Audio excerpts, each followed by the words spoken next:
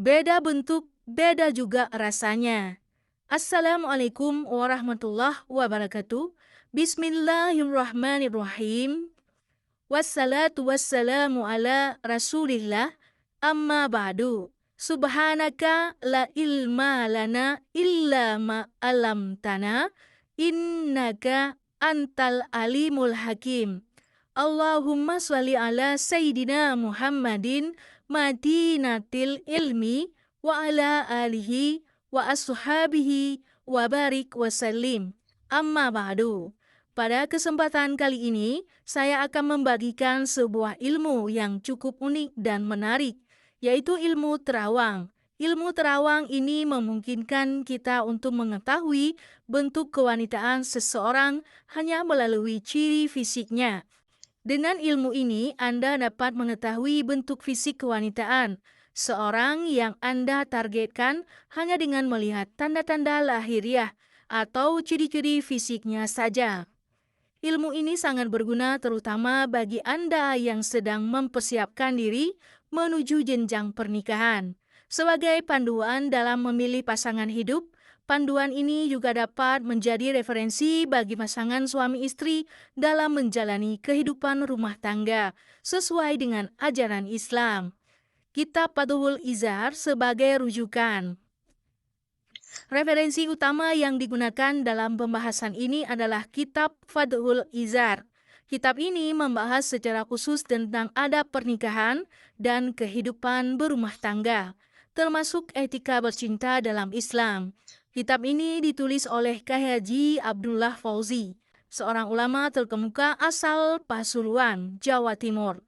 Judul lengkap kitab ini adalah Fathul Izar fi Kasfil Asrar Katil Hiwil Fadil Akbar. Kitab ini dapat menjadi panduan bagi pasangan pengantin baru atau bagi mereka yang hendak menikah agar lebih memahami pasangannya dengan lebih baik. Pembahasan utama dalam kitab ini mencakup hal-hal yang berkaitan dengan hubungan suami istri dalam bingkai ajaran Islam.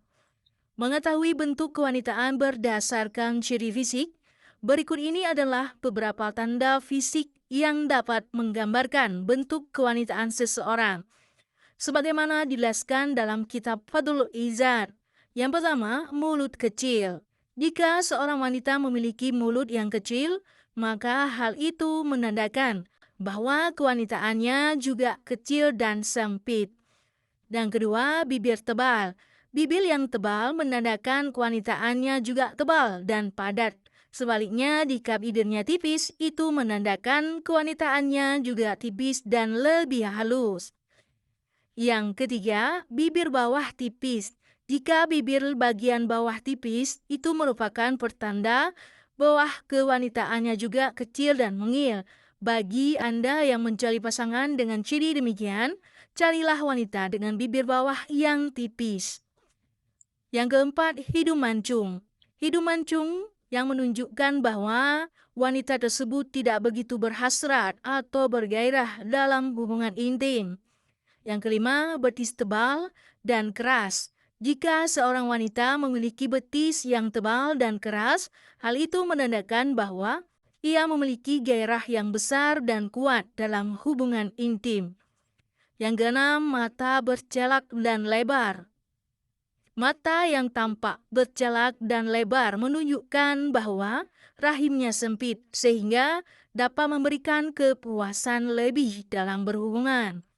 Dan yang ketujuh, mulut dan lidah merah. Apabila mulutnya merah dan lidah merah segar, itu merupakan tanda bahwa kewanitaannya kesat dan kering, yang menurut sebagian orang merupakan ciri kewanitaan yang paling baik. Mengambil hikmah dari ilmu ini, tujuan dari mempelajari ilmu ini adalah agar kita tidak menyesal ketika memilih pasangan hidup. Dengan memahami ciri-ciri tersebut, diharapkan kita bisa lebih berhati-hati dan bijaksana dalam menentukan pasangan agar kehidupan rumah tangga bisa harmonis dan bahagia. Namun, tetaplah ingat bahwa segala sesuatu harus dilakukan dengan niat yang baik dan dengan meminta petunjuk dari Allah Subhanahu wa Ta'ala. Semoga ilmu ini membawa manfaat dan berkah bagi kita semua. Semoga bagi Anda yang belum bertemu dengan jodoh segera dipertemukan oleh Allah Subhanahu wa Ta'ala. Pasangan yang terbaik akan dimudahkan untuk Anda dapatkan.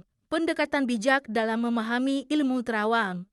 Sebelum lebih jauh membahas ilmu terawang, ada baiknya kita merenungi satu hal penting, yaitu bagaimana kita seharusnya menyikapi ilmu seperti ini.